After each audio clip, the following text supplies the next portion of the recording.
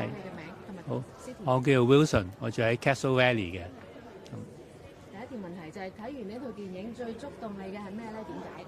我覺得咧，嗰個女主角 Margaret 嗰個內心嘅掙扎，即係基督徒都唔係聖人啊。有時我哋有少少懷疑嘅，但係咧佢經過掙扎之後咧，佢能夠再信神咧，亦都係我人生嘅寫照啊。信心有時有高有低啊，但係我最緊要覺得咧，翻神嗰度，我最感動。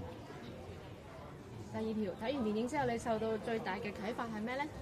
我覺得人生咧真係有苦難嘅啊，無論你係幾成功或者係人生嘅低谷咧，但係如果你係信咗神嘅話咧，真係好唔同啊！我覺得阿 Margaret 真係好好喎，即係其實佢一個好艱難嘅日子啊，俾個丈夫離棄，然後跟住揾個新工，但係佢跟住神一步一步，跟住個仔又有事，我覺得真係好似過山車啊！但係佢係真事喎，我覺得好感動喎。第三條啦，咁如果你想向朋友推薦呢套電影，你會同佢哋講啲咩咧？